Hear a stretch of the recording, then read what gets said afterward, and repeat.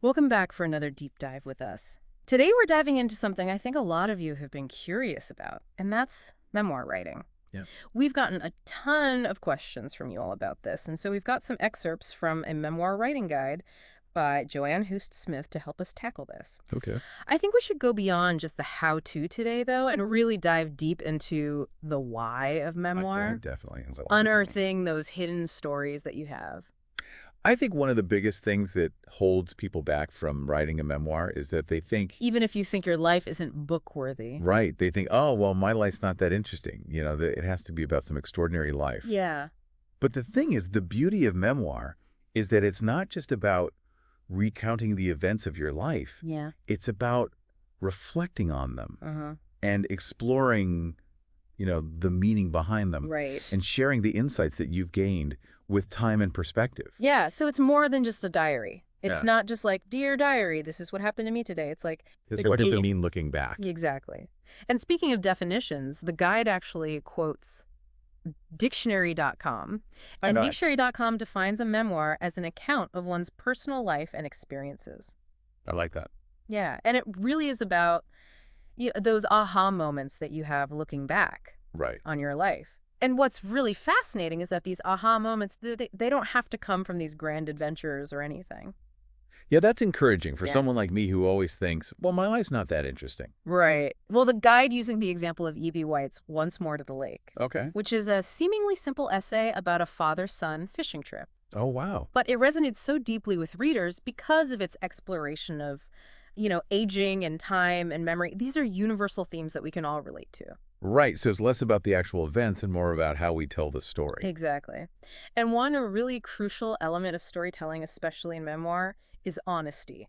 Ooh, yeah. And the guide really emphasizes this. The importance of sharing not just the good, but the bad as well. Right. It can be challenging, but if you think about it as a reader, Yeah. you connect a lot more deeply with someone who's vulnerable and authentic. I'm much more likely to trust a writer who isn't trying to sugarcoat everything. Yeah. I'm like, okay, I see what you're doing. You're just trying to, Yeah. Well, Joanne actually has this really powerful quote in the guide. She says, as I wrote The 13th Gift, it sometimes felt as if I were peeling back layers of protective skin. Wow. It hurt. But the triumph of my family over grief would not have been complete without the struggle. That's heavy. Yeah. It's really powerful. But it's true. It's so true. You That's know, for you too. Because if you only show me the good stuff, then I'm like, well, What's this is it. exactly? What are you hiding? And that honesty, it not only builds trust with the reader, but it allows us to really explore those difficult truths. And that can lead to a deeper understanding of ourselves and our experiences. So I'm starting to get it. I'm starting to see the power of memoir, even in the mundane, No. even in just the seemingly ordinary stuff. Right. But the part I get stuck on is, where do you even begin? Right. That's a common hurdle. Yeah. Well, remember, everyone has a story worth telling. Hmm. It's just about finding those nuggets of experience that really resonate with a larger theme. Okay. And, even Joanne Hoost Smith, the author of our guide, Yeah. she discovered her memoir topic by revisiting her old journals. Wait, are you telling me that my, teenage angst-ridden diaries You never know. could actually be It could be. the key to my future memoir? Absolutely. Oh, wow. Journaling is a goldmine for memoirists. Okay. It's like a treasure chest of memories and reflections Yeah. and those raw, unfiltered emotions that can really make a memoir compelling. Okay. So if you're not already journaling, I highly recommend starting today. Okay. Just jot down whatever comes to mind, your thoughts, feelings, observations. Okay, I'm adding that to the to-do list. You'll be amazed at what emerges. Start journaling. But let's say I've got my journal, I'm pouring my heart out. Okay. What next? How do I sift through all that material and find the story? Right. Well, that's where theme comes in. Okay. A strong memoir needs more than just a chronological account of events. Right. It needs underlying message, a central idea that ties everything together. So it's not just about what happened. No. It's about what it all means. Exactly. Okay. And think of it as the heart of your story, the so what, that makes readers connect with your experiences on a deeper level. Okay, so what are some of those themes? I mean, what are we... Well, the most compelling themes are often universal ones that resonate with pretty much everyone. Uh-huh. Things like love loss, family identity, overcoming challenges. Yeah. Things that we can all relate to. Yeah. So what is that one overarching theme that you want to explore in your memoir? Ooh, that's a big question. It is a big question. I need some time to ponder that one. But I have to admit, the thought of like going back and sifting through all these years of memories, it's Uh-huh. kind of daunting. What if like my memory isn't as sharp as it used to be? Well, even Joanne Ho Smith admits to having a rotten memory. Oh, okay, good. So don't worry, I'm not alone. you're not alone. Okay. But the good news is that the guide offers some really fantastic memory hacks Okay. that can help you unlock those forgotten I details. am all ears. Lay those memory hacks on me. Okay, well, we've already talked about journaling, Yeah. which is a great way to capture those memories in real time. Mm. But the guide also suggests organizing your photos into chronological order, Oh, and they can serve as visual prompts triggering memories and emotions that you might have forgotten. interesting. And for those times when you need to fact-check specific details, don't underestimate the power of library resources, Okay. like old newspapers, local archives. Really? They can be a treasure trove of information. So Wow. don't let a foggy brain stop you from writing your memoir. So even if I'm like, I can't really remember what happened when I was 5, Exactly. there's ways to figure that out. There are ways to figure it out. Okay, cool. And Joanne's advice is so reassuring. She says cast aside negative thoughts about poor memory and just write. Okay. The act of writing actually helps to jog my memory. That's pretty cool. It's like putting pen to paper or fingers to keyboard can actually unlock those memories that are hiding just beneath the surface. So you're saying it's like the act of writing itself Yeah. can actually help me remember things better. Yeah. I love that. This is making me think about those like old family photo albums, Yes. gathering dust in the attic. I love it. But I have a confession to make. I'm actually more interested in writing fiction than memoir. Okay. Does any of this apply to me? That's a great question, and it leads us to a really fascinating connection. Oh, Memoir writing actually shares a lot in common with fiction writing, believe it or not. really? I always thought they were like completely separate beasts. Well, they are distinct genres, of course. Okay. But at their core, they both rely on the tools of good storytelling. Okay. Things like plot, character setting, conflict resolution, right. all of that. Okay, so by working on my memoir, Yeah, which I may or may not ever publish, right.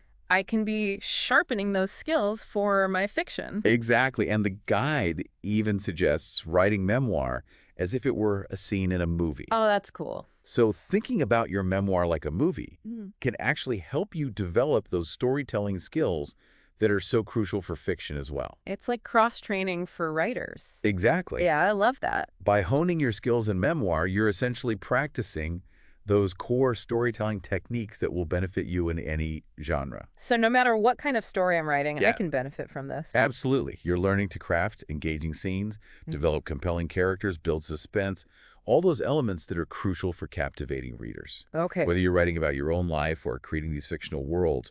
I love that. So even if I never publish my memoir, I'm getting better at writing, Yes. which is awesome. Exactly. But writer's block is a real thing. How do we push through those moments when you're feeling totally stuck? Yeah. Yeah, writer's block is a real thing, but our source material actually takes a really interesting stance on this. Okay. Joanne Hu Smith doesn't believe in writer's block. She doesn't. Most writers I know would beg to differ. Right. It might sound counterintuitive, but she actually encourages writers to push through those feelings of being stuck. Instead of giving in to the blank page, she suggests shifting gears. Okay, shifting gears. What does that look like? Well, let's say you're stuck on a particular scene, right? Instead of forcing it, try writing a really vivid description of the setting, Okay. or focus on developing a character sketch. Okay. Sometimes taking a detour from the main plot can actually help get those creative juices flowing again. So even if it's not like directly related to the story itself, Yeah, just keep writing something. exactly. And sometimes getting stuck is a sign that you need to do more research. Okay. Even when writing about your own life, accuracy matters. Right. And remember, the guide emphasizes both honesty and accuracy. Yeah, because our memories can be pretty unreliable sometimes. They can be, especially for those really emotionally charged events. Exactly. And we need a little help sometimes separating fact from fiction. Yeah, for sure. And Joanne gives a great example of this from her own writing process. Okay. She was working on a scene set in December, and she wanted to be accurate about the weather conditions. Oh, okay. So instead of just making something up, She went to the archives of the Dayton Daily News and the National Weather Service. Wow, she went all out. She did, and she tracked down the actual weather for that specific time period. Wow. And guess what? It was raining that day, Oh, wow. which added a really evocative layer to the scene. So she didn't just check the facts. Right. She got inspiration She got it straight from doing the research. Exactly. I see. So research isn't just about fact-checking. It can actually spark creative inspiration as well. I like that sometimes the smallest details can make the biggest difference. Absolutely. This is making me rethink my whole approach to writing. That's great. That's what we want. Yeah. It's all about finding those techniques that work for you. Right. The guide also has this really interesting tip. When you stop writing for the day, don't finish a scene. Oh. Stop mid-scene Really? with some notes on where you want to go next. Okay, so why is that good? Usually I'm like, all right, gotta wrap this up, put a nice little bow on it.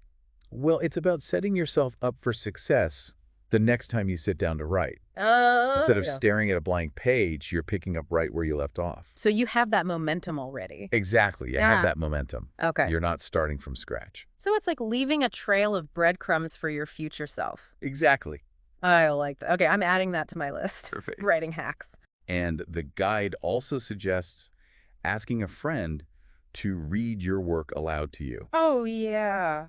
This can really help you catch those awkward phrases or clunky sentences that you might miss when you're just reading silently. Oh, the trusted second pair of ears. Yes, always helpful. And it kind of goes back to that idea of memoir as storytelling. Exactly. We want it to flow. We want it to sound natural. Right.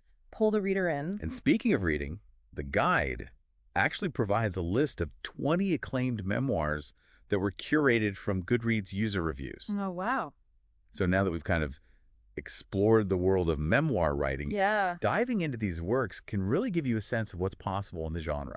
That's awesome. Yeah, it's a fantastic resource. Like having a syllabus for memoir writing 101. Exactly. Now that I have this deeper understanding of like what makes a memoir good, Right. I can read those and be like, oh, I see what they did there. Exactly. You can see how they use those techniques. I love it. Yeah. And don't be afraid to experiment. Maybe you start with a short essay about a pivotal moment in your life. Okay. Or perhaps you delve into a full-fledged memoir. Yeah. It's all about finding the form that best suits your story.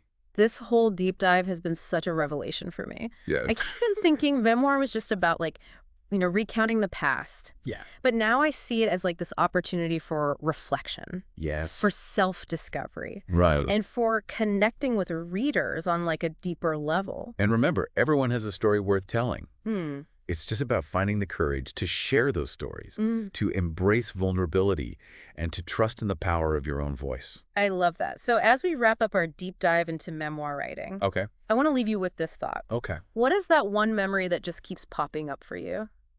The one that feels like it's begging to be told? Yeah. Maybe it's a moment of joy, a time of sorrow, a turning point in your life. Right. Whatever it is, hold on to it, explore it. Let it simmer. Yeah, let it simmer. Who knows? Maybe that memory holds the seed of your own story. And even if you never publish a single word, Yeah. the act of writing, of reflecting, of exploring those memories can be transformative in itself. Absolutely. So go forth, fellow storytellers, and unearth those stories that are waiting to be told.